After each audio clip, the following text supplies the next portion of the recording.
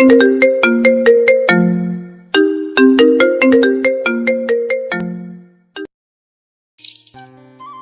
আর কাউকে কথা বলার সুযোগ না দিয়ে আমি জয়ের বাইকে উঠে বসলাম। কিছু সময় পরে হৃদয়ে উঠে পড়ল। এরপর আমি জয় আর হৃদয়কে নিয়ে আমাদের সেই পুরনো স্কুলের সামনে গেলাম। অনেকদিন পরে পুরনো সেই স্কুলটা দেখলাম। অনেকগুলো নতুন নতুন বিল্ডিং গড়ে উঠেছে। প্রথমে তো দেখে চিনতেই পেরেছিলাম না। স্যার, আপনি আমাদের এখানে নিয়ে আসেন কেন? জয়ের দিকে তাকিয়ে দেখি ও আমার দিকে তাকিয়ে আছে কিছু একটা শোনার জন্য। আমি কাউকে কিছু না বলে আমার ওয়ালেট থেকে একটা ছবি বের করে ওদের কাছে দিলাম আর বললাম, এই ছেলেকে চিনো তোমরা? জয় আর হৃদয় তো অনেকটা অবাক হয়েছে, কারণ ছবিটি ছিল আমার ছোটবেলার ছবি। আরে জয়, এটা তো শ্রাবণ। আমিও তো তাই দেখতেছি। কিন্তু স্যার, শ্রাবণের ছবি আপনার কাছে কি করে এলো? আরে ভিতর টিম, আমাকে চিনতে পারতেছিস না? আর জগা খিচুড়ি, তুইও আমাকে চিনতে পারলি না? এখানে একটা বিষয় জেনে রাখুন, আমাদের সকলের অনেক বন্ধু আছে, আর সব বন্ধুদেরই কম বেশি ডাকনাম থাকে। মানে আমরা বন্ধুরা বন্ধুদেরকে মজা করে উল্টাপাল্টা নামে ডাকি। ঠিক তেমনি হৃদয়কে আমরা সবাই ভিতর ডিম বলে ডাকতাম, আর জয়কে জগা খিচুড়ি। আমি ওদেরকে এই নামে ডাকলাম কারণ আমি শিওর এটা শোনার পরে ওদের আমাকে চিনতে কোনো ভুল হবে না। ঠিক তেমনটাই হলো। জয় আর হৃদয় কিছু সময় চোখ বড় বড় করে আমার দিকে চেয়ে রইল। এরপর হঠাৎ করে দুই হারামি আমাকে খুব শক্ত করে জড়িয়ে ধরলো আর বলতে লাগলো, শ্রাবণ, সত্যি এটা তুই? আমার তো বিশ্বাসই হচ্ছে না। আমার মনে হচ্ছে আমি স্বপ্ন দেখতেছি। দোস্ত, তুই তো পুরো নায়ক হয়ে গেছিস। শালা, এটা কি বডি বানাইছিস, পুরো ফিল্মের হিরোদের মতো। আর এতদিন কইছিলি? তো বডি থাকবে না তো কি করবে? সিআইডি অফিসার কি খালি খালি হয়েছে নাকি? দোস্ত, আমারও তো ভেবেছিলাম তোকে আর কোনোদিন ফিরে পাবো না। আমি আর হৃদয় তো তোকে খুঁজতে খুঁজতে টানা 2 বছর পড়ালেখায় মন বসাতে পারি নাই। তুই সব খুলে বলতো, কোথায় ছিলে এতদিন? এ ভাই, তোরা আমাকে আগে ছেড়ে দে, তারপর আস্তে আস্তে সব খুলে বলতেছি। তোরা তো আমাকে এমনভাবে জড়িয়ে ধরে আছিস যেন আমি তোদের বউ। ও হ্যাঁ, আমাদের তো মনেই ছিল না। শালা, অনেকদিন পরে দেখা তো, তাই ইমোশনাল হয়ে গেছিলাম। ঠিক বলছিস। এরপর ওরা দুইজন আমাকে ছেড়ে দিল। আমি স্কুলের পাশের একটা বেঞ্চে গিয়ে বসে হাঁপাতে লাগলাম। কিছু সময় পরে জয় আর হৃদয় আমার কাছে এসে বসে পড়লো আর জিজ্ঞেস করলো, দোস্ত বল না, এতদিন কইছিলি আর হঠাৎ করে কোথা থেকে এলি? তোর বাসায় জানে তুই ফিরে এসেছিস? আরে এত প্রশ্ন একসাথে করলে আমি উত্তর দিব কিভাবে? আরে জয়, তুই চুপ কর না, ওকে বলতে দে, দেখি কি বলে। আচ্ছা দোস্ত, তুই বল। এরপর আমি বলতে শুরু করলাম, প্রথমত আমার বাসায় কেউ জানে না আমি এখানে এসেছি। আর এতদিন আমি ঢাকাতে ছিলাম, সেখানে লেখাপড়া শেষ করেছি। 2 বছর হলো একটা চাকরি করতেছি। হঠাৎ তোদের কথা খুব মনে পড়লো, তাই চলে এলাম। এ ভাই, তুই এবার থাম। তোকে আর বলতে হবে না, আমরা জানি তুই কি জন্য এসেছিস। আমাদেরকে আর মিথ্যা বলা লাগবে না। জয়, ঠিক বলছিস। আমি ওদের কথায় কিছু না বলে একটু হাসলাম। এই, একদম হাসবি না। আচ্ছা, তুই তোর বাসা থেকে কাউকে কিছু না বলে চলে গেছিলি কেন? তোরা তো সবটাই জানিস, তাহলে জিজ্ঞেস করতেছিস কেন? কি জানি আমরা? তুই তোর বাসা থেকে চলে গিয়েছিলি, এটা আমরা কিভাবে জানবো? সেটাও ঠিক। তাহলে শোন, অতীত, তোরা তো সব জানিস কিভাবে আমার আর সিমলার ব্রেকআপ হয়েছিল, তাই সেটা আর খুলে বললাম না। সিমলা আর আমার ব্রেকআপের আজকে 2 দিন হয়ে গেল। এই 2 দিনে যে আমি কতভাবে চেষ্টা করেছি শুধুমাত্র সিমলার সাথে একটু কথা বলার জন্য, সেইটা আমি ছাড়া আর কেউ জানে না। কিন্তু আফসোস, কোনো লাভ হয়নি। আমি সিমলার সাথে কথা বলতে পারি নাই। আজকে আমার পরীক্ষা। এটা যেমন তেমন পরীক্ষা না, এসএসসি পরীক্ষা। আমার পরীক্ষা দেওয়ার কোনো ইচ্ছেই ছিল না, তবুও ভাইয়ার ভয়ে পরীক্ষা দিতে যাই। পরীক্ষার খাতায় একদম কিছু লিখি নাই, সবগুলো পরীক্ষার খাতা একদম ফাঁকা রেখেছিলাম। কি লিখতাম আমি পরীক্ষার খাতায়? আমার মনে তখন শুধু দুঃখ, কষ্ট, বেদনা ছাড়া আর কিছু ছিল না। দেখতে দেখতে পরীক্ষা শেষ হয়ে যায়। এই কয়েকদিনে আমার অবস্থা অনেক খারাপ হয়ে গিয়েছিল। নিজের চোখের সামনে সিমলাকে দেখতে পেতাম, কিন্তু কথা বলতে গেলেই সিমলা চলে যেত। একদিন তো সারা স্কুলের সামনে বসে আমাকে চড় মারে। আমি কিছু বলি নাই, আর বলতেও পারতাম না, কারণ নিজের ভালোবাসাকে কিভাবে আঘাত করব আমি, আমার জানা ছিল না। আমার এমন অবস্থা নিয়ে আমার পরিবারের সবাই চিন্তিত ছিল, তবুও আমি কাউকে কিছু বলি নাই। 2 মাস পরে আমার রেজাল্ট আসে। আমি জানি আমি সব বিষয় ফেল করেছি, তাই সেদিন নিজের রুম থেকে বের হইনি। তখন সকাল 11টা বাজে সম্ভবত। আমি নিজের রুমে বসে চোখ বন্ধ করে সিমলার কথা চিন্তা করতেছিলাম। তখনই হঠাৎ ভাইয়া আমার রুমে আসে। এসে আমার জামার কলার ধরে ড্রয়িং রুমে নিয়ে যায়। সেখানে আব্বু আম্মু আপু সবাই ছিল। আমাকে এইভাবে নিয়ে যেতে দেখে আব্বু বলল, আরে জুয়েল, কি করতেছিস? আব্বু, তুমি আজকে কিছু বলবে না? আজকে আমি ওকে মেরে ফেলবো। ও আমাদের পরিবারের সব সম্মান ডুবিয়েছে। কি করেছে ও? খুলে বলবি তো নাকি? আমি কিছু বলতেছি না, আমি শুধু চুপ করে মাথা নিচু করে দাঁড়িয়ে আছি। তখনই ভাইয়া আমার মুখ তুলে আমার দুই গালে খুব জোরে 2টা চড় দিল। আমি নিচে পড়ে গেলাম। তখনই ভাইয়া বলতে লাগলো, তোমাদের সকলের আদর পেয়ে ও একটা আস্ত বদমাশ হয়ে গেছে। ওর পরীক্ষার রেজাল্ট দেখতে আমার বন্ধুর দোকানে গিয়েছিলাম। সেখানে আমার সব বন্ধুরা ছিল। আমি ওদের সামনে শ্রাবণের রেজাল্ট বের করি। রেজাল্ট কি ছিল জানো তোমরা? কি বলিস? সব বিষয়ে ফেল, এমনকি ধর্মের বিষয়ে ফেল। আমার চোখ থেকে না চাইতেও পানি গড়িয়ে পড়তে লাগলো। এরপর সবাই আমাকে সেই দিন বেশি কথা বলে। কেউ কথা শোনাতে বাদ দেয়নি, শুধু আমার ছোট বোনটা বাদে। তখন রাত 1টার বেশি বাজে। সবাই ঘুমিয়ে গেলেও আমার চোখে কোনো ঘুম নেই। আমার জীবনে আমি কোনো দিন এত বেশি কথা শুনি নাই। একটা সময় তো আমার মনে হচ্ছিল আমি সুইসাইড করি, তাহলে হয়তো আমার সব দুঃখ কষ্ট দূর হয়ে যাবে, কিন্তু পারি নাই। একদিকে ছিল সিমলার প্যারা, আর অন্যদিকে পরিবারের প্যারা। অনেক সময় ভেবে আমি একটা সিদ্ধান্ত নিয়ে ফেলি, যেটা আমার জীবনের সবচেয়ে ভালো সিদ্ধান্ত ছিল। আমি রাত 2টার সময় বাসা থেকে পালিয়ে যাই, কাউকে কিছু না বলে। হাতে কোনো টাকা ছিল না। কোথায় যাব এত রাতে, কি করব কিছুই বুঝে পাচ্ছিলাম না। আমাদের শহরের মেন রোডের পাশে একটা বেঞ্চে একা একা বসে আছি। রাস্তা দিয়ে মাঝে মাঝে 2-1টা ট্রাক যাচ্ছে ঢাকার দিকে। আমাকে যে করেই হোক ঢাকা যেতে হবে। সেখানে গিয়ে কি করব, কোথায় থাকবো, কি খাবো কিছু জানি না। তবু আমার মন বলতেছে ঢাকা যেতে, কিন্তু কিভাবে যাব তাই ভাবতেছি। কাছে তো কোনো টাকা নেই। তখনই আমার সামনে একটা খালি ট্রাক এসে থামে। মনে হয় মাত্র কোনো কিছু ডেলিভারি দিয়ে এসেছে, কিন্তু এখানে হঠাৎ থামলো কেন? তখনই দেখি ট্রাকের ড্রাইভার গাড়ি থেকে নেমে রাস্তার পাশে দাঁড়িয়ে হালকা হতে লাগলো।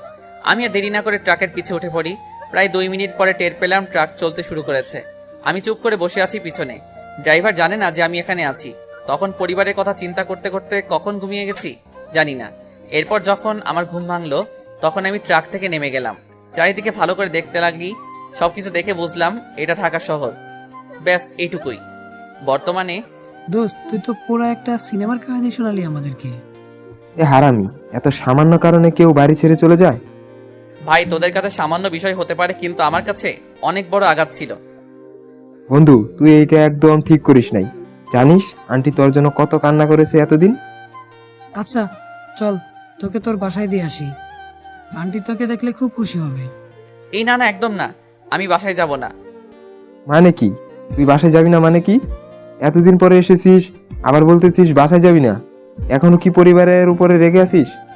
না, রেগে নেই, তবে এখানে এসেছি একটা কাজে। কাজটা শেষ হলেই পরিবারের কাছে যাব আমি। শুধু একটু সময় দে আমাকে। তাহলে এখন কি করবি তুই? সমস্যা নেই, একটা ফ্ল্যাটে আছি আপাতত। সবই বুঝলাম, কিন্তু আমি এটা বুঝতেছি না যে তুই শূন্য পকেটে ঢাকা গেলি, আর এখন দেখতেছি সিআইডি অফিসার হয়ে ফিরে এলি। ঘটনাটা কি? আমি কোনো সিআইডি অফিসার না, তবে এইরকম কিছু একটা, সেটা অন্য একদিন বলবো। আগে আমাদের শহরটা ঘুরে দেখে আসি। অনেক বছর হলো কোনো কিছু দেখি না। আচ্ছা চল তাহলে, আজকে সারাদিন ঘুরে আসি। আর তোদেরকে আমি একটা কথা বলে দেই, যদি তোদেরকে কেউ আমার কথা জিজ্ঞেস করতে আসে তাহলে কাউকে কিছু বলবি না। সময় হলে আমি নিজেই সকলের সামনে যাব। আচ্ছা, সমস্যা নেই, কাউকে বলবো না। এরপর আমি সকলের খোঁজ খবর নিলাম। আমাদের ব্যাচের সকলেরই নাকি বিয়ে হয়ে গেছে। এরপর জিজ্ঞেস করলাম, আমার পরিবারের কথা জিজ্ঞেস করলাম। ওরা সবকিছু খুলে বলল। এখনো নাকি আমার পরিবার আমাকে মনে রেখেছে। তারা নাকি এখন আমাকে খুঁজে বেড়ায়। শুনে খুব ভালো লাগলো। তবে আমি এখনই যাব না আমার পরিবারের কাছে। আচ্ছা দোস্ত, সিমরার কি অবস্থা? ওর বিয়ে হয়ে গেছে নাকি? আবার সেই সিমলা? শালা তুই কি দিয়ে তৈরি? আরে বল না। পুলিশে চাকরি করে এখন, অনেক তেজ ওই সিমলা। পুলিশ না হলে ওকে আমি দেখে দিতাম আমার বন্ধুকে ছেঁকা দেওয়ার ফল কি হয়। আচ্ছা, ওর কি বিয়ে হয়ে গেছে? না, এখনো হয়নি। এটা শুনে কেন জানি মুখে একটা হাসি চলে আসলো। কেন সেটা জানি না, হয়তো এটাই ভালোবাসা। আচ্ছা, সিমলা কি এখনো আমাকে ভালোবাসে? ও কি এখনো আমার জন্য অপেক্ষা করে আছে? ও অপেক্ষা করলেই বা কি, আমি তো আর ওকে ভালোবাসি না। ওকে আমি আমার জীবনেই চাই না। আমি মনে মনে নিজেই কথাগুলো বলতেছিলাম, তখনই জয় বলে উঠলো, কিরে, কি ভাবতেছিস? ওর কথায় স্বাভাবিক হয়ে আমি বললাম, অনেক সময় হলো তাদের সাথে আছি, এবার বাসায় যেতে হবে। আমাকে যেতে হবে, না হলে বউ আমাকে খুব মারবে। সবাই একসাথে হেসে দিলাম। এরপর বন্ধুদেরকে বিদায় দিয়ে বাসায় চলে এলাম। আজকে খুব ভালো লাগতেছে পুরনো বন্ধুদেরকে কাছে পেয়ে। অনেক হ্যাপি মনে হচ্ছে আজকে নিজেকে।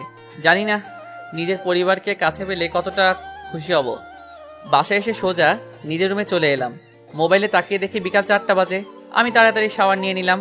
এরপর আর কোনো কিছু চিন্তা না করে বিছানায় গা এলিয়ে দিলাম।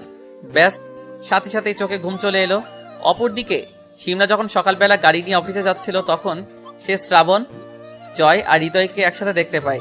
তখন সিমলার মনে একটা সন্দেহ তৈরি হয়, কারণ আমার সবচেয়ে বেস্ট ফ্রেন্ড ছিল হৃদয় আর জয়া। সিমলা তখন মনে মনে ভাবলো, আমার কি কোথাও ভুল হচ্ছে? এটা শ্রাবণ নয় তো? আমার মন বলতেছে এটা শ্রাবণ। আমার তো কোনো দিন এমনটা মনে হয়নি আজ পর্যন্ত, কিন্তু বিষয়টি তো অন্যরকমও হতে পারে। যেমন এটা যদি শ্রাবণ হয়, তাহলে তো ওর পরিবারের কাছে যেত আগে। তাছাড়াও নামটার সাথেও তো মিল নেই। আগে যেমন আমার সাথে রিলেশনশিপে ছিল, তখন তো অনেক রোগা পাতলা ছিল, আর এই ছেলেকে তো অন্যরকম লাগে। সিমলা কিছুতেই মিলাতে পারতেছে না, তাই সে সিদ্ধান্ত নিল যে সে জয় আর হৃদয়ের সাথে কথা বলবে। এরপর সিমলা সেখান থেকে গাড়ি নিয়ে চলে যায়। দেখতে দেখতে সন্ধে হয়ে যায়। সিমলা অফিস থেকে বেরিয়ে যায়। আজকে সারাদিন সিমলা কোনো কাজেই মন লাগাতে পারে নাই, কারণ সারাদিন সে ইমন নামে ছেলেটার কথা চিন্তা করছে। সিমলা জানে জয় আর হৃদয়কে এখন কোথায় পাওয়া যাবে, তাই সে সোজা গাড়ি নিয়ে হৃদয়ের বাসার সামনে চলে গেল। হৃদয়ের বাসার সামনে একটা টং দোকান আছে, সেখানে বসে হৃদয় আর জয় চা খাচ্ছিল। এটা তাদের ডেলিকার রুটিন বলেই চলে। হৃদয় আর জয় পুলিশের গাড়ি দেখে একটু অবাক হলো, কিন্তু সবচেয়ে বেশি অবাক হলো গাড়ি থেকে নামা মানুষটাকে দেখে, কারণ তারা দেখতে পেল গাড়ি থেকে আর কেউ নয়, সিমলা নামতেছে। সিমলা সোজা জয়ের কাছে চলে গেল। সেখানে গিয়ে একটা হালকা হাসি দিয়ে তাদের সামনে একটা বেঞ্চে বসে পড়ল। এরপর বলল, জয় ভাইয়া এবং হৃদয় ভাইয়া কেমন আছেন? ভালো। ভাইয়া, আপনার হয়তো ভাবতেছেন আমি হঠাৎ করে আপনাদের কাছে কেন এলাম, তাই না? আমি আপনাদের কাছে একটা জিনিস জানতে এসেছি। কি জানতে এসেছিস আমাদের কাছে? আজকে সকালে আপনাদের দুজনকেই একটা ছেলের সাথে দেখেছিলাম। ওই ছেলেটা কে ছিল? আগে তো কোনো দিন এই এলাকায় দেখি নাই। সিমলার মুখে শ্রাবণের কথা শুনে জয় আর হৃদয় দুজনে একটু অবাক হয়। অবাকের সাথে একটু ভয়ও পায়, কারণ সিমলা যদি জানতে পারে এটা শ্রাবণ, তাহলে শ্রাবণ সে জয় আর হৃদয়ের অবস্থা খারাপ করে ফেলবে। সেটা তাদের জানা আছে খুব ভালো করে। কি হলো, কথা বলতেছেন না কেন? এবার জয় কথার উত্তরে বলল, ওটা তো আমাদের একটা পুরনো ফ্রেন্ড। নাম কি? বাসা কোথায়? নাম কি বলবে এটা ভেবে পাচ্ছে না জয়, কারণ যদি শ্রাবণের নাম বলে দেয় তাহলে নিশ্চয়ই সিমলা বুঝতে পেরে যাবে এটা শ্রাবণ। তাই জয় অনেক সময় ভেবে একটা নাম বলল। ওর নাম তো নিলয়। মিথ্যা বলতেছেন কেন? মানে? মানেটা খুব সোজা। ওই ছেলের নাম নিলয় না, ওই ছেলেটার নাম ইমন। সে নিজে আমাকে বলেছিল। আর আপনি আমাকে মিথ্যা বললেন কেন? সিমলার মনে একটা আশার আলো জাগলো, কারণ ছেলেটাও হয়তো তাকে মিথ্যে না বলেছে। এরপর সিমলা আবার বলল, ভাই, আমি জানি এটা শ্রাবণ, তাই শুধু শুধু মিথ্যা বলে লাভ নেই। আরে ম্যাম, এক মিনিট, আপনি কি পাগল হয়ে গেলেন নাকি? ওই ছেলেটা শ্রাবণ হতে যাবে কেন? আর শ্রাবণ হলে আমাদের থেকে বেশি খুশি আর কেউ হতো না। ম্যাডাম, ওই ছেলেটা আমাদের অনেক পুরনো ফ্রেন্ড। নাম ইমন হুসাইন, আর ডাকনাম হচ্ছে নিলয়। ও আগে ঢাকা থাকতো, এখন ঘুরতে আমাদের শহরে এসেছে। আর একটা কথা আপনি বুঝতেছেন না, এটা যদি শ্রাবণ হতো তাহলে সে তো প্রথমে ওর পরিবারের কাছে যেত, তাই না? আর সেখানে গেলে তো আপনি দেখতেই পারতেন। সিমলার মুখটা মুহূর্তেই খারাপ হয়ে গেল, কারণ সে ভেবেছিল সে হয়তো ঠিক পথেই এগিয়েছে, কিন্তু না, এটা যদি শ্রাবণ হতো তাহলে নিশ্চয়ই নিজের পরিবারের কাছে আগে যেত। সিমলা মনে মনে এগুলো ভাবলো। আচ্ছা, ছেলেটার একটা ছবি দিন তো আমাকে। ছবি দিয়ে কি করবেন? দরকার আছে, তাড়াতাড়ি দিন। আমাদের কাছে ওর কোনো ছবি নেই। নিজে থেকেই দেবেন নাকি আমি অন্য কোনো ব্যবস্থা করব? আপনাদের একটা কথা বলা হয়নি। আমরা যখন ঘুরতেছিলাম তখন জয় অনেকগুলো সেলফি তুলেছিল। অনেকদিন পরে দেখা হয়েছে সেই জন্য। এরপর সিমলা জয়ের মোবাইল থেকে জোর করে শ্রাবণে পিক নিল। কিন্তু মজার ব্যাপার হচ্ছে সিমলা তো জানাই না এটাই তার শ্রাবণ। সিমলার ছবিগুলো নিয়ে গাড়ি করে আবার চলে গেল। সিমলা চলে যাওয়ার পর জয় আর হৃদয় আলোচনা করতে লাগলো। বাইরে ভাই, এই মেয়ে কি সাংঘাতিক! এই মেয়ে শ্রাবণে খোঁজ পেল কিভাবে? এটা তুই ঠিক বলেছিস। আর তাছাড়া পুলিশ কি সাধে হয়েছে নাকি? আর বুকা খুঁজ পেয়েছে নাকি চাষ সন্দেহ হয়েছে, তাই হয়তো জিজ্ঞেস করতে এসেছে। বুঝলাম, কিন্তু একটা জিনিস বুঝলাম না। তুই আবার কি বুঝিসনি? আচ্ছা ভাই, এই সিমলা এখনো বিয়ে করে নাই কেন? বয়স তো কম হয়নি, তাছাড়াও ঠিকঠাক জবও তো করে। এটা তুই ঠিক বলেছিস। কি জানি বিয়ে করে না কেন। আমার তো মনে হয় এই মেয়ে এখনো শ্রাবণকে ভালোবাসে, তাই হয়তো বিয়ে করে নাই। হতে পারে, তবে তুই আগে শ্রাবণকে ফোন দে আর ওকে সবকিছু খুলে বল। ওয়েট। অপরদিকে আমি শান্তিতে ঘুমিয়েছিলাম, হঠাৎ তখনই আমার ফোনটা বেজে উঠলো। আমার ঘুম দূর হয়ে গেল। আমি ঘুম চোখে মোবাইলের স্ক্রিনে তাকিয়ে দেখি জয় ফোন দিয়েছে। জয় বল, ফোন দিয়েছিস কেন? তুই কোথায় এখন তাই বল। কোথায় আবার? বাসায়। বাসায় ঘুমিয়ে আছি। কেন? তুই ওই অসময়ে ঘুমিয়ে আছিস? এদিকে অনেক বড় কাণ্ড হয়ে গেছে। কি হয়েছে? এরপর জয় আমাকে সবকিছু খুলে বলল। আমি শুনে একটু অবাক হলাম। সিমলা আমার খোঁজ পেল কিভাবে? আর ওকে তো আমি এখনো দেখি নাই। সিমলাকে দেখাতে পারবি? দেখাতে পারবো না কেন? চলে আয়, দেখিয়ে দিচ্ছি। এখন আসবো? চলে আয়, সমস্যা নেই। সবে মাত্র রাত 8টা বাজে। আচ্ছা, তোরা কোথায় আছিস এখন? আমাদের বাসার সামনে একটা দোকানে বসে আছি, তুই চলে আয়। আচ্ছা, আমি একটু পরে আসতেছি। এরপর ফোন কেটে দিলাম। আমি বিছানা থেকে উঠে ফ্রেশ হয়ে নিলাম। এরপর আমি বাসার বাইরে বেরিয়ে একটা রিক্সা নিয়ে জয়দের বাসার উদ্দেশ্যে যেতে লাগলাম। প্রায় 10 মিনিট পরে পৌঁছে গেলাম হারামি দুটোর কাছে। ওই তাড়াতাড়ি চল। কোথায় সিমলা? অনেক দিন দেখি না, একটু দেখে আসি। আরে বন্ধু, ব্যস্ত হলে চলে। এসেছিস, এক কাপ চা বিড়ি সিগারেট খেয়ে নে, তারপরে না হয় যাওয়া যাবে। এত ব্যস্ত হলে চলে? এটা তুই ঠিক বলেছিস। তাহলে একটা সিগারেট দে, অনেক সময় খাওয়া হয়নি। বাহ, ঢাকা গিয়ে দেখি অনেক উন্নতি হয়েছে। এরপর জয় পকেট থেকে একটা সিগারেট বের করে আমাকে দিল। আমি সিগারেটটা মুখে দিয়ে আগুন নিয়ে বললাম, আরে বন্ধু, সময় মানুষকে সব শিখিয়ে দেয়।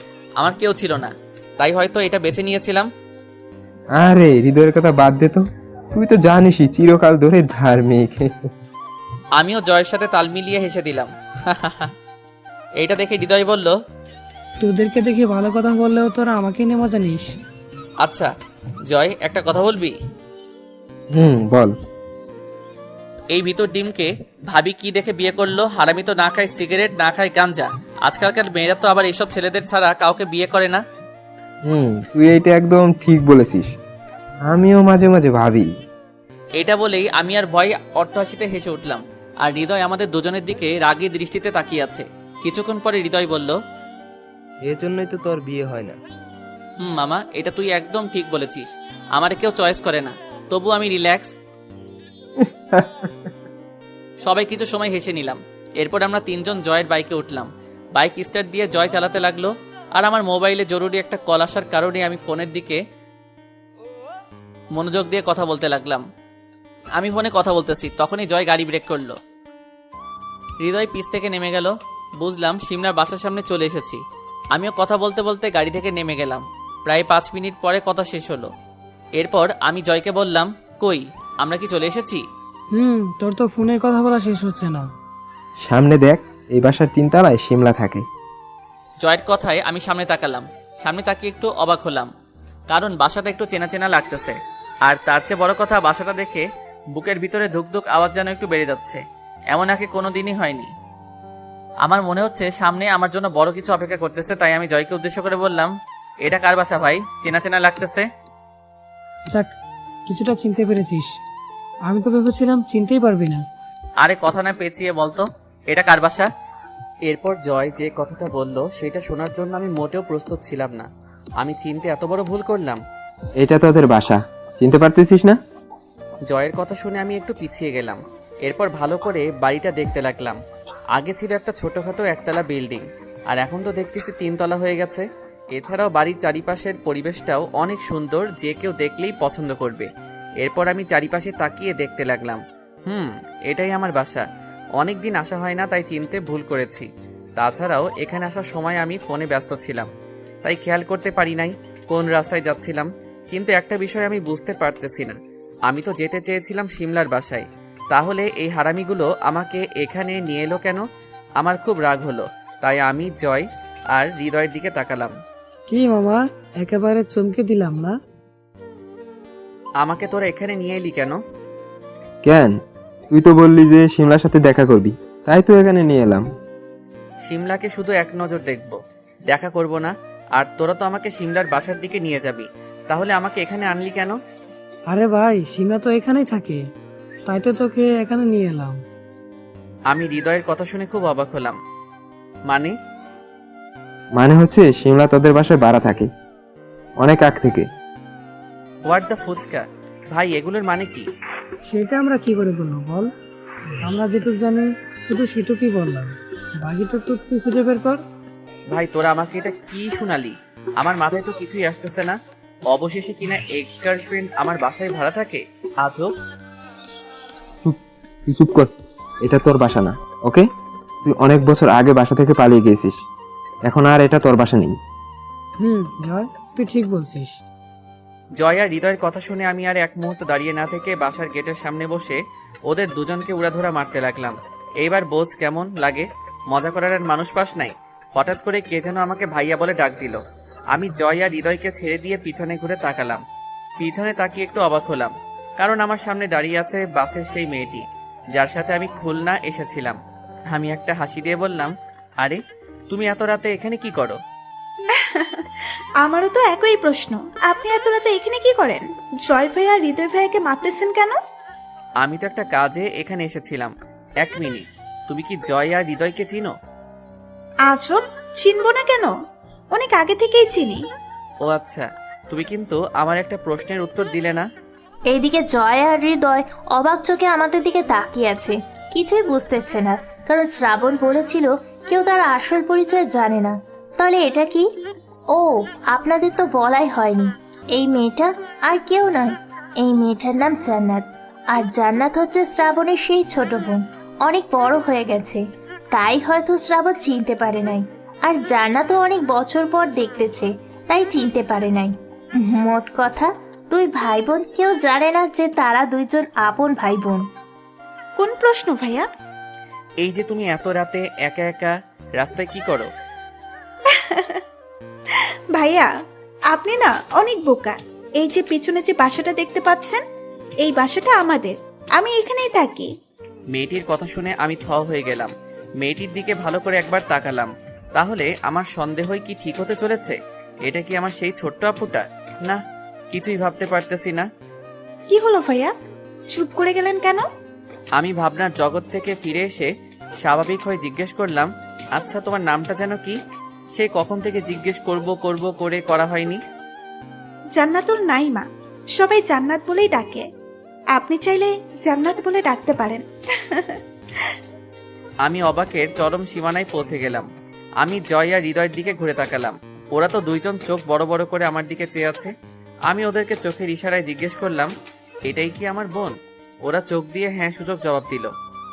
কি হলো ভাইয়া, কথা বলেন না কেন? না এমনি। তোমার নামটা কিন্তু খুব সুন্দর। কে রেখেছিল তোমার এই নামটা? নামটা কে রেখেছিল এই কথা জিজ্ঞেস করায় জান্নাতের মুখটা কালো হয়ে গেল। এর কারণ আমি বুঝতে আর বাকি নেই, কারণ জান্নাতের নামটা আমি নিজেই রেখেছিলাম। তখন আমার বয়স 6-7 হবে। সকলের সাথে যুদ্ধ করে আমার বোনের নাম আমি রেখেছিলাম।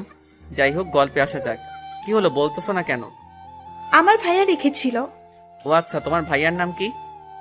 সেটা অন্য এক সময় বলবো, এখন বাসায় যাই, দেরি হয়ে যাচ্ছে, আব্বু বকা দিবে অনেক। যাও, তবে এত রাত পর্যন্ত মেয়েদের বাইরে থাকা ঠিক না। আসলে ভাইয়া, আমি কখনোই একা একা রাতে বের হই না, কিন্তু অনেকদিন পরে বাসায় এসেছি তো, তাই একটু বন্ধুদের সাথে কথা বলতে বলতে দেরি হয়ে গেছে। ও আচ্ছা, তুমি বাসায় যাও, তাহলে আমরা আসি। ভাইয়া, আপনি কি এই এলাকায় থাকেন নাকি? আর জয় ভাইয়া কি আপনার ফ্রেন্ড নাকি? এরপর আমি আর সামান্য কিছু কথা বলে আমাদের বাসা থেকে দূরে চলে এলাম। ভাই, একটু আগে কি হলো আমার সাথে? কি হলো মানে? মানে বুঝতেছিস না, আমি নিজের বোনকে চিনতে পারি নাই। কিন্তু তাহলে জান্নাত তোকে ভাইয়া বলে কেন? তোদের আগে কোথাও দেখা হয়েছিল নাকি? এরপর সবকিছু খুলে বললাম। কি বলিস, এত কিছু? আমার কাছে বাসে বসে জান্নাতকে চেনা চেনা লাগতেছিল, তাই তো ওর সব কথা চুপ করে মেনে নিয়েছিলাম, কিন্তু শিওর ছিলাম না এটাই জান্নাত। কিন্তু ভাই আসল কাজটাই তো হলো না।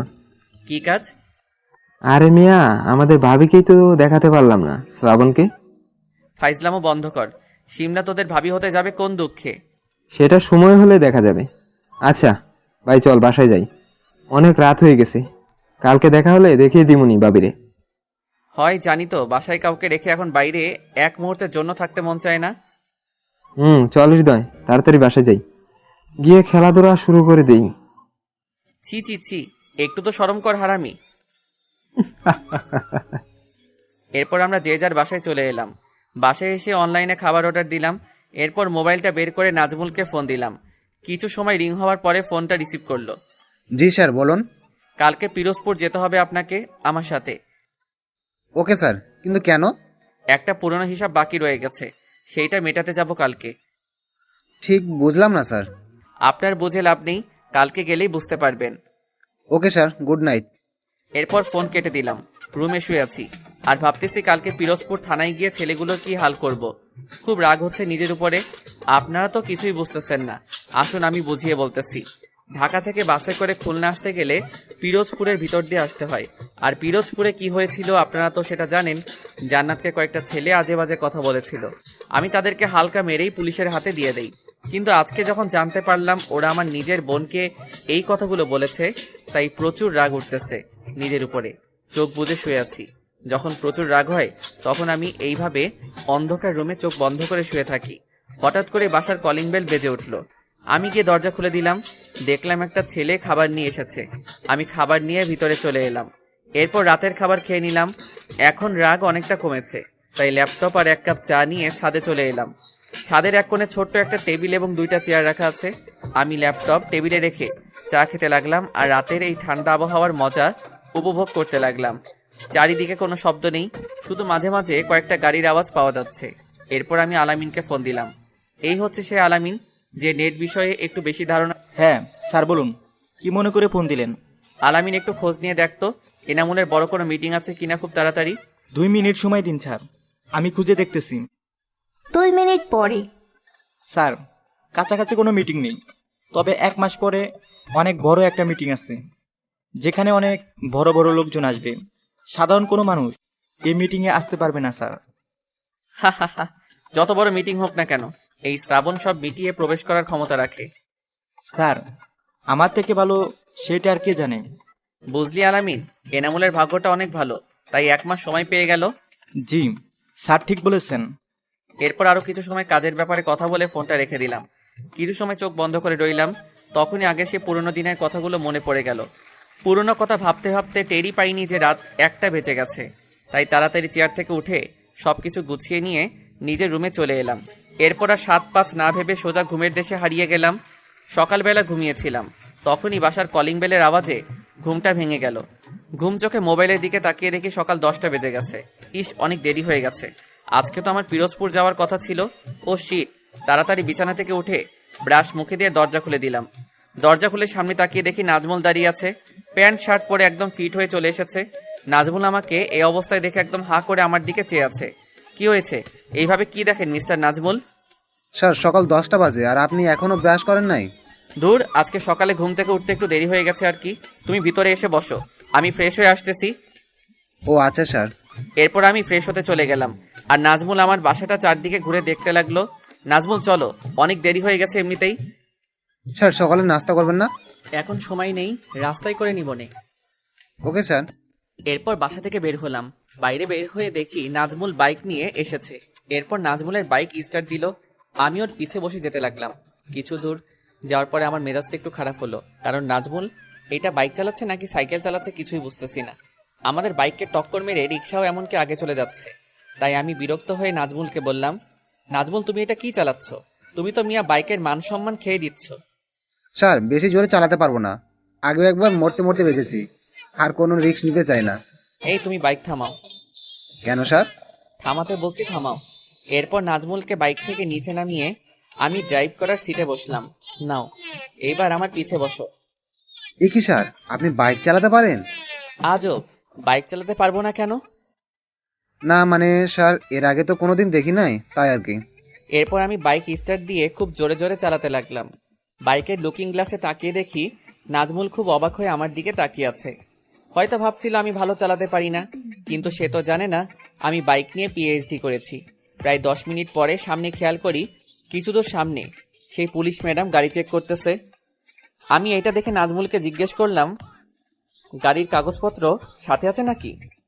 স্যার বাসায় রেখেছি ভুলে। সমস্যা নেই, আমাদের আবার কে কি বলবে। মনে মনে 2টা গালি দিলাম। এরপর বাইকের স্পিড বাড়িয়ে পুলিশ ম্যাডামের সামনে দিয়ে চলে গেলাম। পিছে তাকিয়ে দেখি পুলিশ ম্যাম গাড়ি থামানোর জন্য ইশারা করতেছে, কিন্তু কে শোনে কার কথা? কারণ আমি জানি এখানে গাড়ি থামালে আরেক বিপদে পড়া লাগবে, তাই আর কোনো রিস্ক নিলাম না। প্রায় 2 ঘন্টা পরে পিরোজপুর থানায় পৌঁছে গেলাম। সেখানে গিয়ে প্রথমে আমি বড় অফিসারের কাছে গেলাম। কে আপনি, আর কি চাই? কোনো সমস্যা হয়েছে?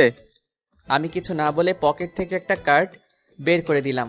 সাথে সাথেই পুলিশ অফিসারটি দাঁড়িয়ে গেল আর বলল, স্যার আপনি এখানে, কোনো সমস্যা হয়েছে? সমস্যা একটা আছে। জি স্যার বলুন।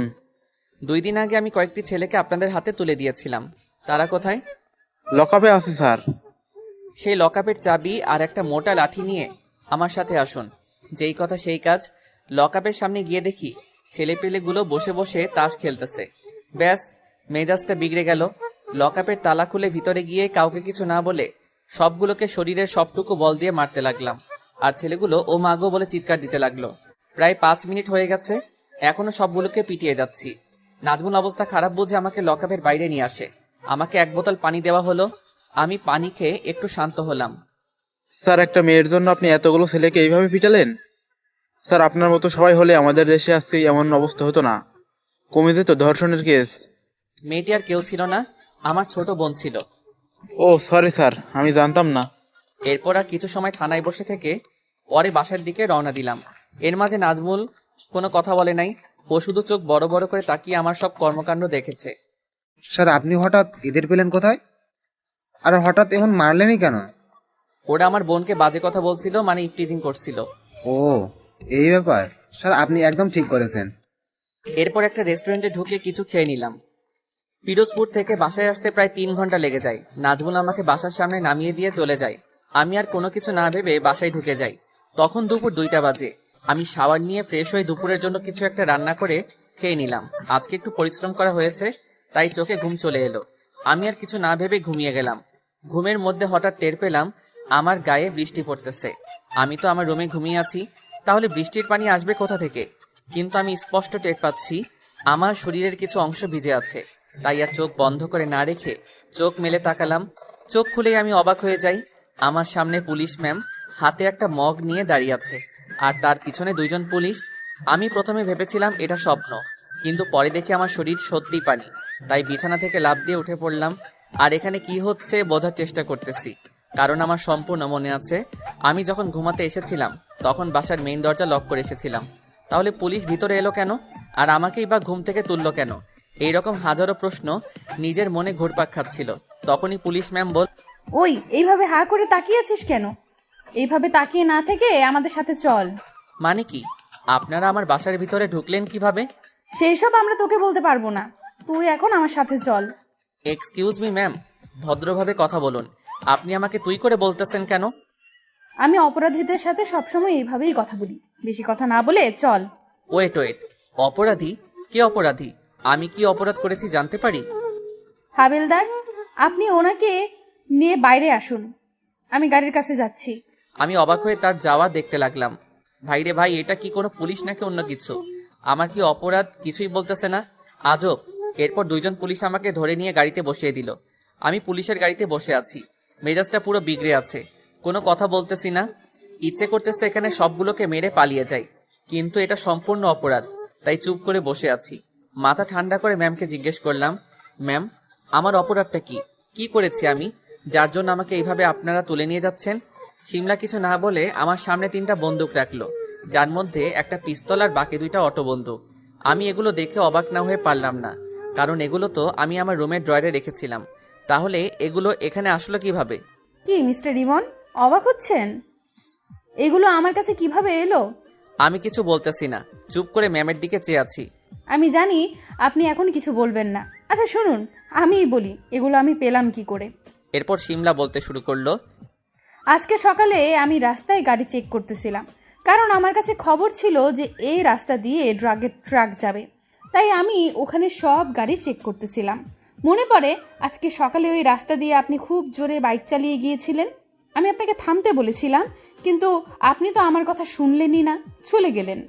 এটা নিশ্চয়ই জানেন যে পুলিশের কথা অমান্য করা একটা অপরাধ, তাই আমি একটু আগে আপনার বাসায় এসেছিলাম আপনাকে গ্রেফতার করতে, কিন্তু আপনার বাসায় এসে কলিং বেল বারবার বাজানোর পরও কেউ দরজা খোলে না, তাই আমি বাধ্য হয়ে দরজার লক ভেঙে ফেলি এবং আপনাকে খুঁজতে খুঁজতে আপনার রুমে চলে যাই।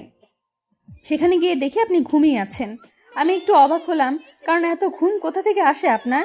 যাই হোক, আমি আপনার রুমটা একটু ভালো করে দেখতেছিলাম, তখনই আমার চোখ যায় এইগুলোর দিকে। ড্রয়ার খোলা ছিল। আপনি খুব বড় একটা ভুল করে ফেলেছেন এই শিমলার সাথে টক্কর নিয়ে। শিমলা এই কথাগুলো বলে জোরে একটা হাসি দিল। আমি তো পুরাই অবাক, কি কাজে এলাম আর কিসের মধ্যে ফেসে গেলাম। কাউকে না বলে তার বাসা তল্লাশি করা তো অপরাধ, সেটা আপনি জানেন না? এখন এসব না বলে বরং ভাবুন কিভাবে আমার হাত থেকে মুক্তি পাবেন। আমি কিছু না বলে পকেট থেকে একটা সিগারেট বের করে মুখে দিলাম। এরপর দেশলাই দিয়ে আগুন জ্বালিয়ে সিগারেটে একটা টান দিয়ে বললাম, লক আপ থেকে বের হতে আমার মাত্র 2 মিনিট লাগবে, শুধু 2 মিনিট। আমার এমন কাণ্ড আর কথা শুনে শিমলা তো পুরাই অবাক হয়ে গেল। শিমলা কেমন যেন একটা ঘোরের মধ্যে চলে যাচ্ছে। তার বুকে ধুকপুকানি যেন ক্রমশ বেড়েই চলেছে। কেন এরকম হচ্ছে সেটা সে জানে না। শিমলা কোনো মতেই যেন তার চোখের সামনে ছেলেটার চোখের দিকে তাকাতে পারছে না। ইচ্ছে করতেছে ছেলেটার মুখের সিগারেটটা ফেলে দিয়ে তাকে 2টা থাপ্পড় মারতে। যেই ভাবা সেই কাজ। ঠাস করে একটা বসিয়ে দিল আমার মুখে। এক থাপ্পড় খেয়ে আমার সব হিরোগিরি বেরিয়ে গেল।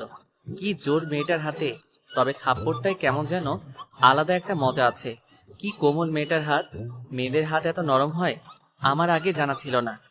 আমি মুখে হাসি নিয়ে মেয়েটির দিকে তাকিয়ে আছি। শিমলা নিজেই বুঝতে পারতেছে না কেন সে বারবার এমন করতেছে। শিমলা নিজেই নিজেকে এই প্রশ্নগুলো করতেছে। আমি এক নজরে মেয়েটির চোখের দিকে তাকিয়ে আছি। মেয়েটি মানে শিমলার দিকে। অপরদিকে শিমলাও আমার চোখের পানে এক দৃষ্টিতে তাকিয়ে আছে। দেখে মনে হচ্ছে কোনো রোমান্টিক মুভির শুটিং হচ্ছে এখানে। গাড়ি চলাকালীন সময়ে হঠাৎ ভাঙা জায়গায় গাড়ির চাকা পড়ে যায়, ব্যাস শিমলার ঘোর কেটে যায়, সাথে আমারও। সামনে তাকিয়ে দেখি শিমলা অন্যদিকে মুখ ঘুরিয়ে আছে। মুখ দেখে স্পষ্ট বোঝা যাচ্ছে লজ্জা পেয়েছে। আমি বুঝি না এটা মেয়ে নাকি অন্য কিছু। লজ্জা পেলে এই মেয়েকে এত সুন্দর লাগে আগে জানা ছিল না। প্রায় 30 মিনিট পরে থানায় চলে এলাম। আগের দিনের মতো আমাকে লকআপে ঢুকিয়ে দেওয়া হলো। আমি সেখানে বসে পড়লাম। এখান থেকে শিমলা ম্যামকে স্পষ্ট দেখা যায়। আমি এক নজরে তার দিকে তাকিয়ে আছি। আমি কিছুই বুঝতে পারতেছি না। এর মানে কি আমি কারো প্রেমে পড়ে গেছি? এটা কি করে সম্ভব? এই জীবনে কত রকমের মেয়ে যে দেখেছি তা বলে শেষ করা যাবে না। কই আজ পর্যন্ত তো কারো উপরে ক্রাশ খেলাম না, তাহলে আজকে কেন এই মেয়ের উপর থেকে চোখ ফেরাতে পারতেছি না? অবশেষে আমি আবার প্রেমে পড়ে গেলাম। আমার যে করেই হোক এই মেয়েকে চাই। আর কতদিন এইভাবে সিঙ্গেল থাকবো? এইবার ভাবতেছি বিয়েটা করেই ফেলবো। শিমলার দিকে তাকিয়ে এগুলো ভাবতেছিলাম, তখনই খেয়াল করলাম শিমলাও আমার দিকে তাকিয়ে আছে। হঠাৎ করে শিমলা আমার কাছে এসেই আমাকে বলল, ওই তোর সমস্যা কি বলবি আমাকে? তুই সে তখন থেকে আমার দিকে তাকিয়ে আছিস কেন? আপনাকে দেখি। আমাকে দেখিস কেন? আগে কখনো মেয়ে দেখিস নাই নাকি? মেয়ে দেখেছি, কিন্তু পরি দেখি নাই, তাই তো আপনাকে দেখি। ফ্লার্ট করিস আমার সাথে? তুই জানিস আমি তোর কি হাল করতে পারি? এই সুন্দর মুখে এমন রাগ মানায় না। আপনি সবসময় হাসি খুশি থাকতে পারেন না নাকি? অসহ্য একটা। এটা বলে শিমলা রেগে আমার কাছ থেকে চলে গেল। আমি ফ্লোরে বসে একটা হাসি দিলাম। আজকে কেন জানি অনেক ভালো লাগতেছে। অন্যদিকে মনটা কেমন কেমন করতেছে। না চাইতেও শিমলার কথা খুব মনে পড়তেছে। শিমলাকে শেষ কবে দেখেছিলাম মনে নেই, কিন্তু ওর সেই গুলুমুলু মুখখানা এখনো আমার মনে পড়ে। কেন জানি আমার মনে হচ্ছে শিমলা আমার খুব কাছে আছে, কিন্তু আমি বুঝতে পারতেছি না। জেল থেকে বেরিয়ে আমাকে যে করেই হোক বন্ধুদের সাথে কথা বলে শিমলাকে দেখতে হবে। আর তার সাথে এটাও জানতে হবে শিমলা আমাদের বাসায় ভাড়া থাকে কেন, আর ও কি আমাকে এখনো ভালোবাসে নাকি বিয়ে শাদী করে সংসারের ভিতরে ডুবে আছে।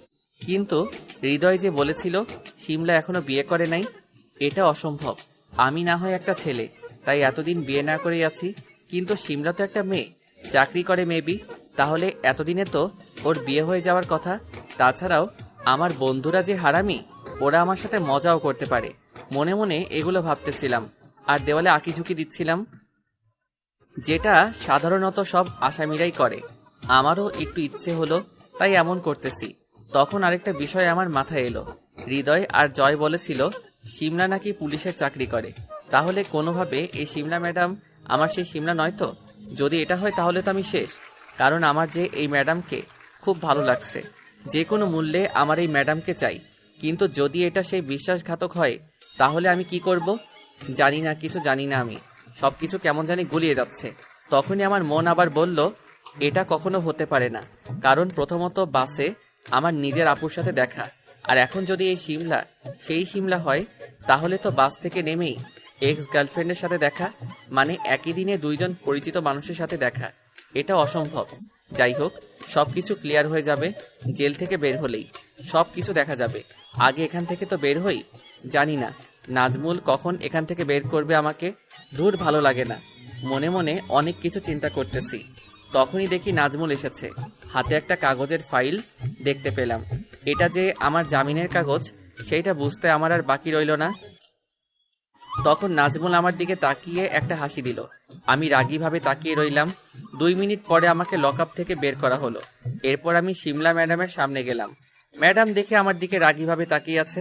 আমি খাতায় একটা সাইন করে কলম রেখে দিলাম। এরপর ম্যাডামের দিকে তাকিয়ে হেসে বললাম, এইভাবে না থেকে একটু হাসি খুশি থাকুন। গম্ভীরভাবে থাকলে আপনাকে একটা পেতনির মতো। এটা বলেই আমি আর নাজমুল বেরিয়ে আসলাম। আসার সময় পিছনে তাকিয়ে দেখি যে ম্যাডাম আমার দিকে আগুনের ন্যায় তাকিয়ে তার সামনের টেবিলে রাখা খাতাটা ছুঁড়ে ফেলে দিল। আমিও একটু ভাব নিয়ে সামনে হেঁটে বেরিয়ে গেলাম থানা থেকে। স্যার, আর কতবার এরকম জেলে আসবেন? এখানে আসি কি আর সাধে? তাহলে কি জন্য আসেন স্যার? সিমলার জন্য। মানে স্যার, আপনি আবার শিবনা ম্যাডামের প্রেমে পড়ে যাননি তো? ওই মেয়ে কিন্তু সাংঘাতিক। আমি এই এলাকার ছেলে, তাই আমি জানি ওই মেয়ে কি। আমি নাজমুলের কথায় না হেসে পারলাম না। এরপর জিজ্ঞেস করলাম, কেন, কি এমন করেছে এই মেয়ে যার জন্য তুমি তাকে এই উপাধিগুলো দিচ্ছ? স্যার, অনেক কারণ আছে, অনেক কারণ। যেমন? স্যার, কি আর বলবো। একবার আমার এক ফ্রেন্ডে ওই মেয়েকে প্রপোজ করেছিল। আমার ফ্রেন্ড আমার মতোই পুলিশে চাকরি করে, আর দেখতে শুনতেও ভালো। কিন্তু এই সিমলা ম্যাডাম তার প্রপোজ গ্রহণ না করে 1 সপ্তাহে জেলের ভাত খেয়েছিল। মানে বুঝতে পারছেন কি সাংঘাতিক। একদম ঠিক করেছে। সে আমার বউ হবে বলেই তো কারো প্রপোজাল গ্রহণ করে না। রাস্তা দিয়ে হাঁটতেছি আর কথা বলতেছি আমরা দুইজন। স্যার, এই মেয়ের পিছনে লাইন মেরে লাভ নেই। কেন? স্যার, লোক আমার সেই বন্ধুই বলেছিল এই মেয়ে নাকি কাউকে ভালোবাসে, কিন্তু সে নাকি হারিয়ে গেছে, তবে খুঁজে পেলেই নাকি তাকে বিয়ে করবে। ওই মিয়া, মেয়ে কি? হ্যাঁ, ভাবি বলবা ভাবি। আর কাকে ভালোবাসে? একেবারে ভাবি বলতে হবে? সমস্যা নাই, ভাবি বলবো স্যার। আর কাকে ভালোবাসে সেটা তো আর বন্ধু জানে না, আমি আর কি করে বলবো।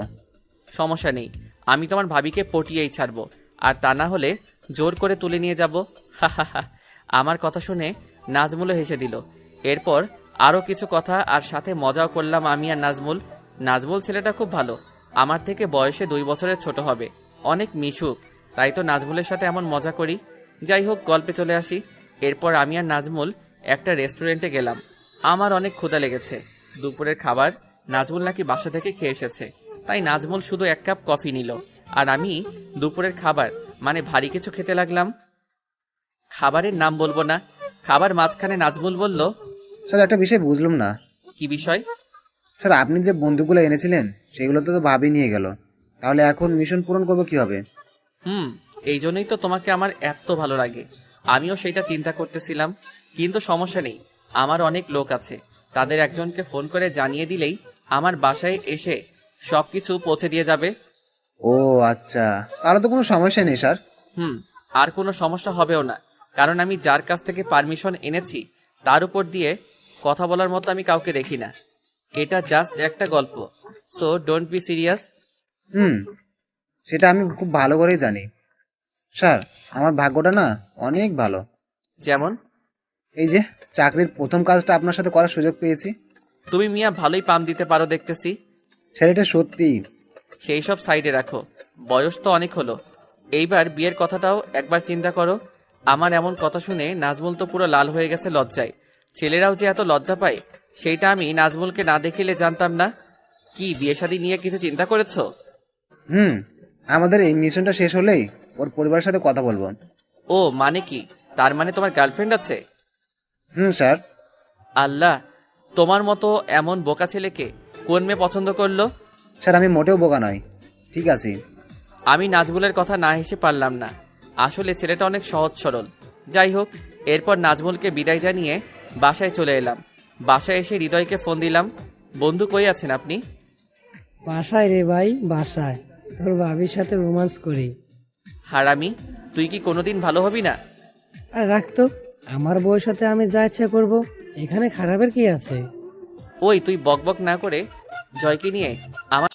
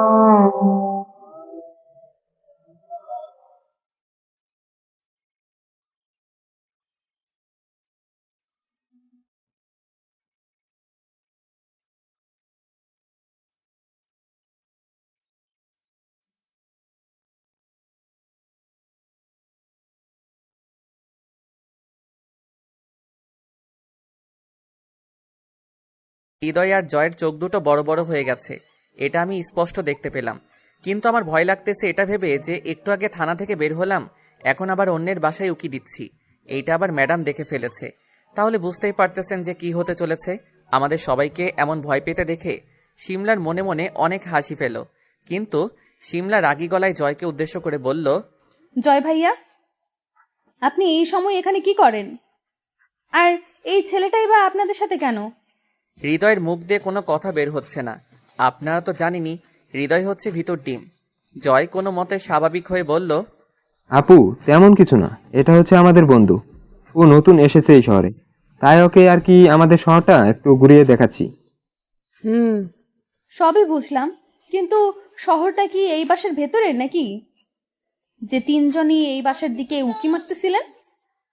এমন কিছু না আপু, এমনিতেই বাসাটা খুব সুন্দর, তো তাই সবাই মিলে একটু ভালো করে দেখতেছিলাম। ও আচ্ছা, কিন্তু আমি একটা জিনিস বুঝলাম না, আপনারা তো ভালো ছেলে, তাহলে গুন্ডাটা আপনাদের বন্ধু হয় কিভাবে? এতক্ষণ আমি চুপ ছিলাম, কিন্তু এইবার আর চুপ থাকতে পারলাম না, কারণ আমাকে গুন্ডা বলতেছে। তাই আমি বললাম, এক্সকিউজ মি, আপনি কাকে কি বলতেছেন? এই গুন্ডাটাকে আমি গুন্ডাই বলতেছি, একটা গুন্ডাকে আমি গুন্ডাই বলতেছি। আপু আপনারা দুজন দুজনকে চিনেন? একে তো আমি খুব ভালো করেই চিনি, দুইবার অ্যারেস্ট করেছি, একে কি করে ভুলে যাই? হৃদয় আর রাফি এই কথা শুনে দুজন দুজনের দিকে চোখ বড় বড় করে তাকালো। এরপর জয় আমাকে বলল, ভাই চল, এখানে তোর আর থাকার কোনো দরকার নেই। ওই তুই দাঁড়া, আমি আগে কথা বলে নেই। দেখ ভাই, আর ঝামেলা করিস না, আমি তোকে সবকিছু বলতেছি একটু পরে, তুই চল আমার সাথে। হ্যাঁ ভাই, চল প্লিজ। এরপর সবার কথা মতো আমি বাইকে উঠলাম। জয় বাইক স্টার্ট দিয়ে চালাতে লাগলো। এদিকে সিমলা নিজেই নিজেকে মনে মনে বলতে লাগলো, আল্লাহ, আমি বুঝি না এই ছেলেটার মধ্যে কি এমন আছে যে বারবার শুধুই আমাকে কাছে টানে। ওর ওই চোখ দুটো যেন আমাকে প্রতিনিয়ত কাছে টানে। আমি কি তাহলে একটা গুন্ডার প্রেমে পড়ে গেলাম? না, এটা হতে পারে না। আমি শুধু শ্রাবণকে ভালোবাসি, সারা জীবন ওকেই ভালোবেসে যাব। ওকে খুঁজে না পেলে দরকার হয় জীবনে আর বিয়েই করব না। আর এই গুন্ডাকে তো সাইডে রেখেই দিলাম। এরপর সিমলা বাসার ভিতরে ঢুকে যায়। এদিকে জয় বাইক নিয়ে একটা বড় গাছের নিচে দাঁড় করালো। আমি গাড়ি থেকে নেমেই বলতে লাগলাম, এই তোরা আমাকে এখানে নিয়ে এলি কেন? ধুর, তোদের জন্য আজকেও সিমলাকে দেখতে পারলাম না। ভাই এইবার তো একটু চুপ কর। বাইকে বসে তো আমাদের পাগল করে দিচ্ছিস সিমলা সিমলা করে। ভাই, তোদের জন্য আজকেও সিমলাকে দেখতে পারলাম না। আবার একই প্রশ্ন করলাম। তুই সিমলাকে দেখেছিস সেটা অনেক আগে। মানে একদম পরিষ্কার। তুই যেদিন প্রথম খুলনা এসেছিলি সেদিন বাস থেকে নেমেই তুই সিমলাকে দেখতে পেয়েছিলি। এবার আমার মনে হচ্ছে আমার সন্দেহই ঠিক হতে চলেছে। তাই আমি আর চুপ করে না থেকে বললাম, কোন ভাবে? এই সিমলা ম্যাডাম তো আমার সেই সিমলা নয়। এই সিমলাই তোর এক্স গার্লফ্রেন্ড। জয়ের এই কথার পরে সবাই 5 মিনিট নীরবতা পালন করলাম। কারো মুখে কোনো কথা নেই। আমরা 3 জনই চুপ করে আছি। সবার নীরবতা ভঙ্গ করে আমি বললাম, চল বাসায় যাই, সন্ধ্যা হয়ে গেছে। তুই এত স্বাভাবিক কি করে? তুই বুঝতেছিস না? সিমলা অকারণে সেদিন শ্রাবণকে ছেড়ে দিয়েছিল। সেই দিনই শ্রাবণ সিমলাকে ভুলে গিয়েছে। তো এখানে নতুন করে সিমলাকে দেখে স্বাভাবিক থাকবে না তো কি করবে? না মানে আমাকে তো শ্রাবণ ফোন করে বলেছিল যে ও নাকি ওই পুলিশ ম্যামকে নতুন করে ভালোবেসে ফেলেছে, যে কোনো বলেই নাকি ওর তাকে চাই। আরে তখন তো না জেনে বলেছিল, এখন জেনে গেছে তো সবকিছু এখানে শেষ। এতক্ষণ ওদের দুজনের কথা শুনতেছিলাম।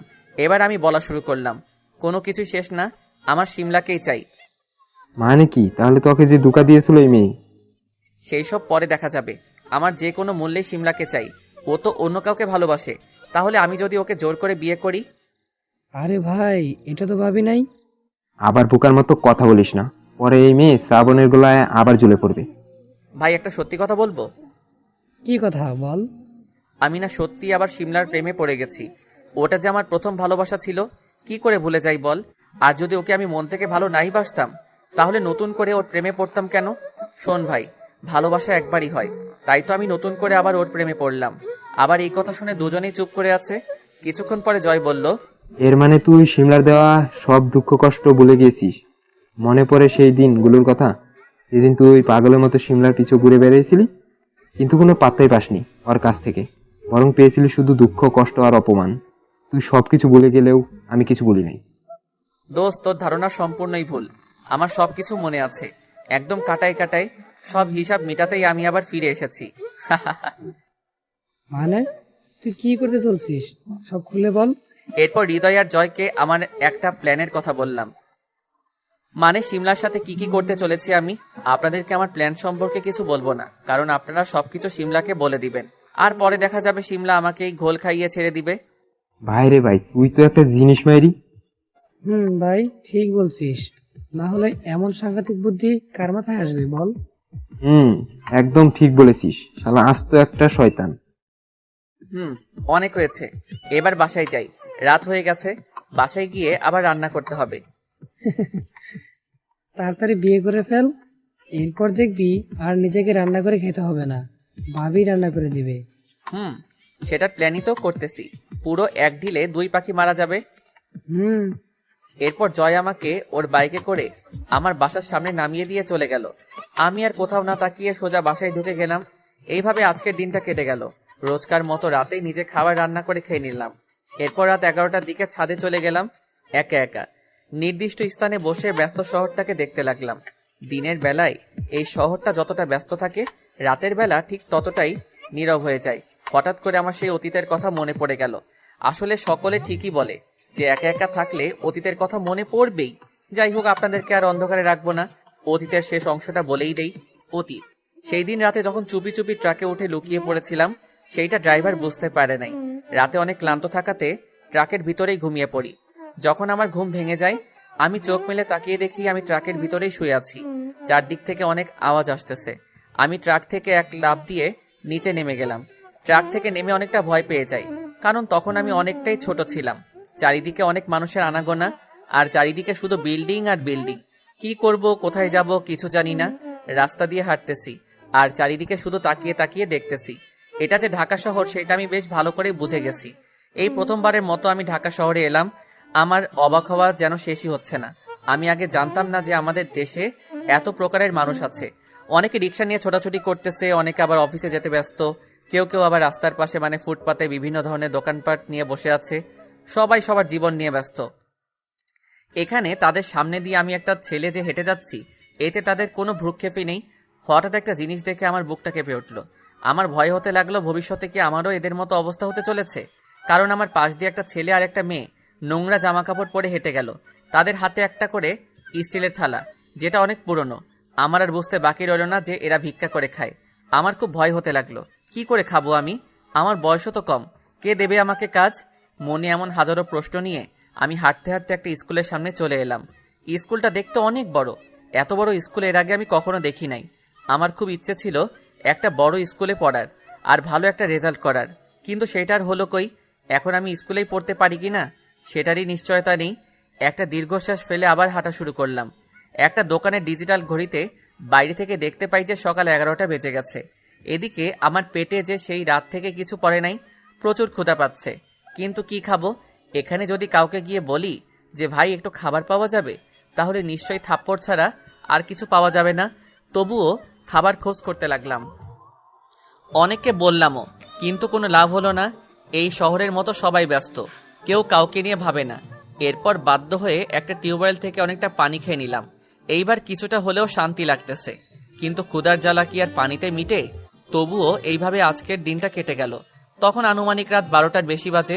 আমি রাস্তার পাশে ল্যাম্প পোস্টের নিচে একটা বেঞ্চে বসে আছি মাথা নিচু করে।